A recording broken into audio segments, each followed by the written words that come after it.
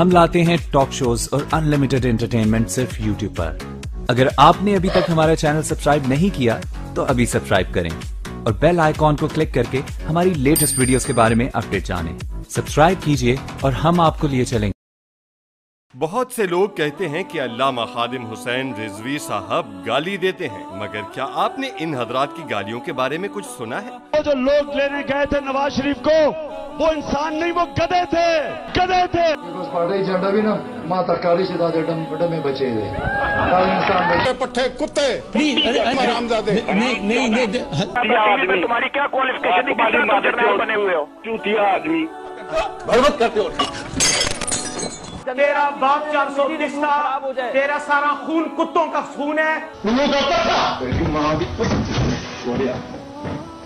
بات صرف گالیوں تک ہی محدود نہیں، بلکہ نوبت کبھی کبھی ہاتھا پائی تک بھی پہنچ جاتی ہے۔ ہمارے دین میں اعمال کی بنیاد نیت پر رکھی گئی ہے، تو یہ دیکھنا بہت ضروری ہے کہ گالی دینے والا گالی کیوں دے رہا ہے۔ یہ سیاستدان ایک دوسرے کو گالی اس لیے دے رہے ہیں کیونکہ سامنے والے نے ان کے لیڈر کو، ان کی ذات کو نشانہ بنایا ہے، اس لیے ہاتھ اٹھا رہے ہیں کیونکہ بات ان کی ذات پر آ گئی۔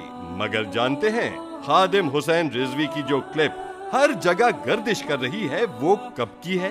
یہ کلپ غازی ممتاز قادری کی شہادت کے دوسرے دن کی ہے۔ اس دن ہر عاشق رسول کا دل غم سے بوجھل اور ذہن غصے سے بپرا ہوا تھا۔ امیر المجاہدین کا یہ غصہ اپنی ذات کے لیے ہرگز نہیں تھا، بلکہ اس بات پر تھا کہ اسلام کے نام پر حاصل کیے ہوئے ملک میں ناموس رسالت پر پہرا دینے والے غازی کو پھانسی پر چڑھا دیا گیا۔ جس شخص کو امیر المجاہدین نے دلال کہا وہ طاہر القادری ہے، جس نے مغرب کو خوش کرنے کے لیے ناموس رسالت پر اپنا موقف ہی تبدیل کر دیا اور اس قانون کی مخالفت کرنے لگا کہ جو بھی گستاخی رسول کا مرتکب ہو، مسلمان ہو یا غیر مسلم، مرد ہو یا عورت، جو گستاخی رسول کا مرتکب ہو اس کی سزا قتل ہے۔ Whatever the law of blasphemy is not applicable on non-Muslims.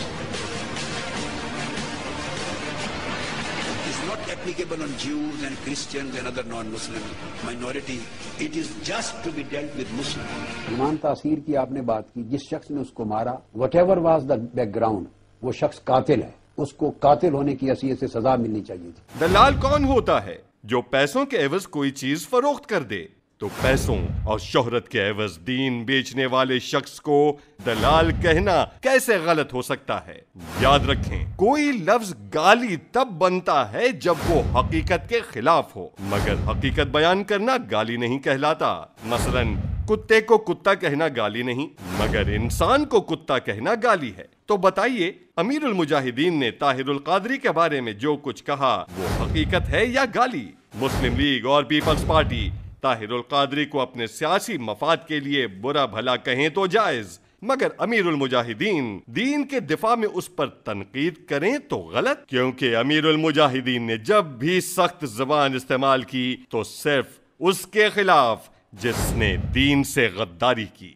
میں آپ کو چیلنج کرتا ہوں کہ ایک بھی ایسی ویڈیو پیش نہیں کی جا سکتی جس میں امیر المجاہدین نے خود پر تنقید کرنے والوں کو برا بھلا کہا ہو۔ ان کا ہدف صرف دشمنان دین ہیں، ہم تو پھر بھی صرف سخت زبان پر اکتفا کیے بیٹھے ہیں۔ اب آئیے اصل مدعے پر۔ سخت زبان تو سب نے استعمال کی، سوال یہ ہے کہ آپ کس کی سخت زبان کو نظر انداز کرنے کو تیار ہیں؟